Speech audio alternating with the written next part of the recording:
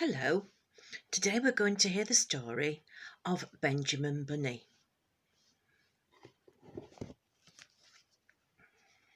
There he is.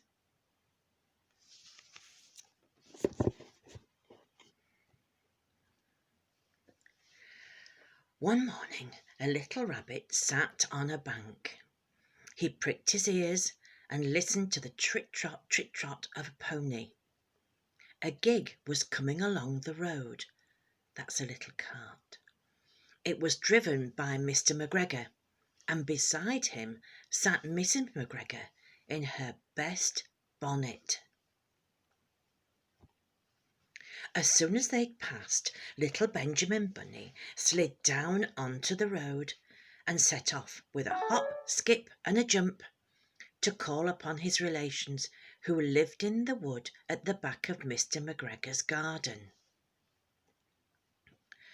That wood was full of rabbit holes, and in the neatest, sandiest hole of all lived Benjamin's aunt and his cousins, Flopsy, Mopsy, Cottontail and Peter. Old Mrs. Rabbit was a widow. She earned her living by knitting rabbit wool mittens and muffetees. I once bought a pair at a bazaar.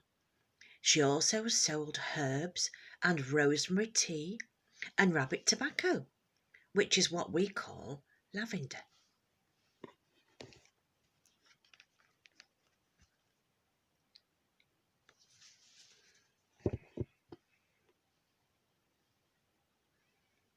Little Benjamin did not very much want to see his aunt.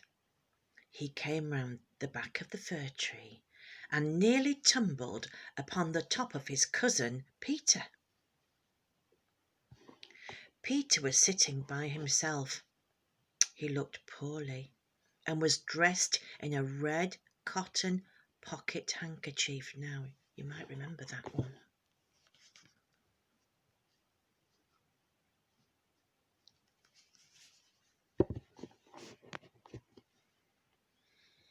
Peter, said little Benjamin in a whisper, who's got your clothes?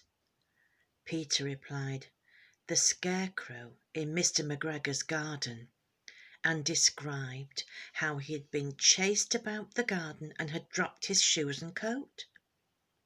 Little Benjamin sat down beside his cousin and assured him that Mr. McGregor had gone out in a gig, and Mrs. McGregor also, and certainly for the day, because she was wearing her best bonnet. Lovely hat. Peter said he hoped that it would rain. At this point, old Mrs. Rabbit's voice was heard inside the rabbit hole calling, Cottontail, Cottontail, fetch some more chamomile. Peter thought he might feel better if he went for a walk. They went away hand in hand and got upon the flat top of the wall at the bottom of the wood.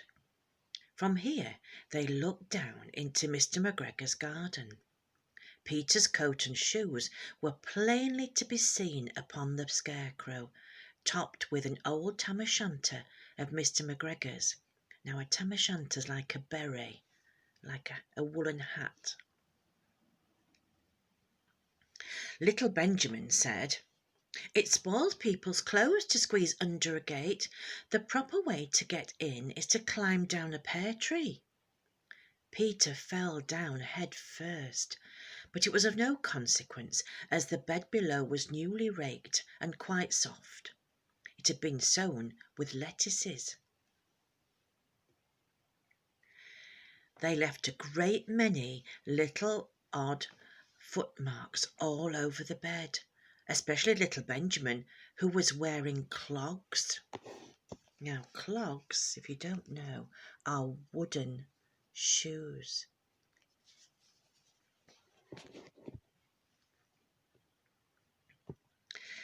Little Benjamin said that the first thing to be done was to get Peter's clothes back, in order that they might be able to use the pocket handkerchief. They took them off the scarecrow. There had been rain during the night, There was water in the shoes, and the coat was somewhat shrunk. Benjamin tried on the tam o' shanter, but it was too big for him.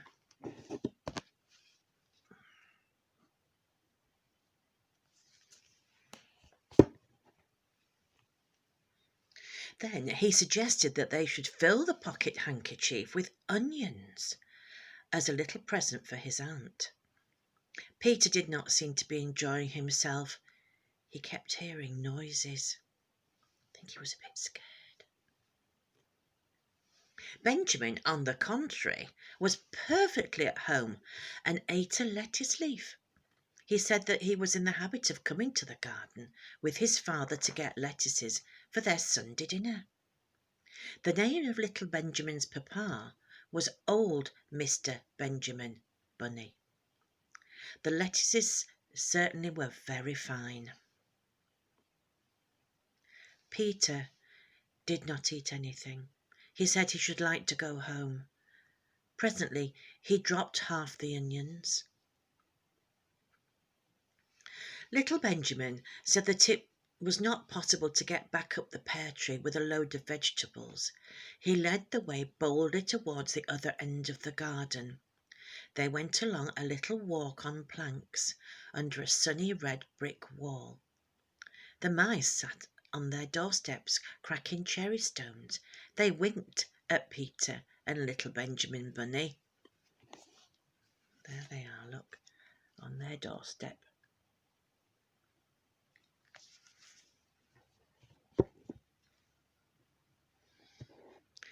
Presently, Peter let the pocket handkerchief go again. They got amongst flower pots and frames and tubs. Peter heard noises worse than ever. His eyes were as big as lollipops. He was a step or two in front of his cousin when he suddenly stopped.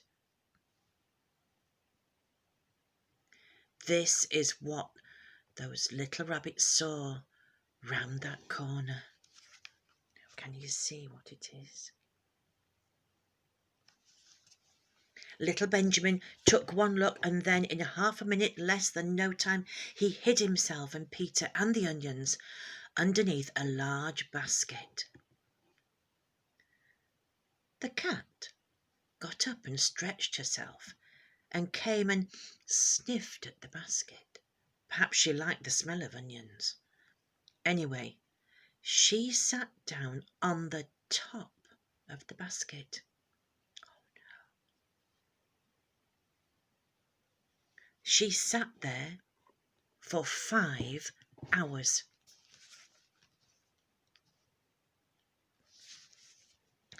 I cannot draw you a picture of Peter and Benjamin underneath the basket because it was quite dark and because the smell of onions was fearful, and it made Peter Rabbit and little Benjamin cry.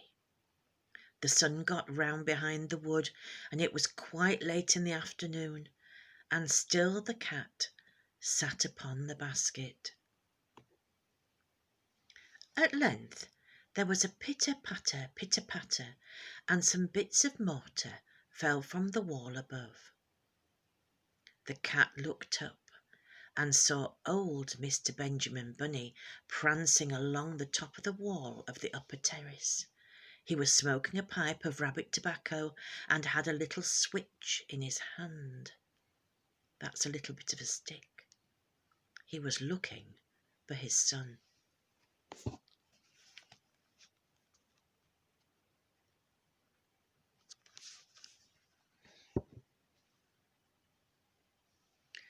Old Mr. Bunny had no option whatsoever.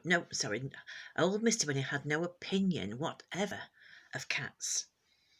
He took a tremendous jump off the top of the wall onto the top of the cat and cuffed it off the basket and kicked it into the greenhouse, scratching off a handful of fur. The cat was too much surprised to scratch back. I bet it was. When old Mr. Bunny had driven the cat into the greenhouse, he locked the door. Then he came back to the basket and took out his son Benjamin by the ears and whipped him with the little switch. Then he took out his cousin his nephew, Peter. Oh dear, I think he was cross. Then he took out the handkerchief of onions and marched out of the garden. When Mr. McGregor returned about half an hour later, he observed several things which perplexed him. He was very puzzled. It looked as though some person had been walking all over the garden in a pair of clogs, only the footmarks were too ridiculously little. Also, he could not understand how the cat could have managed to shut herself up inside the greenhouse, locking the door upon the outside. When Peter got home, his mother forgave him because she was so glad to see that he'd found his shoes and coat. Cottontail and Peter folded up the pocket handkerchief, and old Mrs. Rabbit strung up the onions and hung them from the kitchen ceiling with the bunches of herbs and the rabbit tobacco. The end.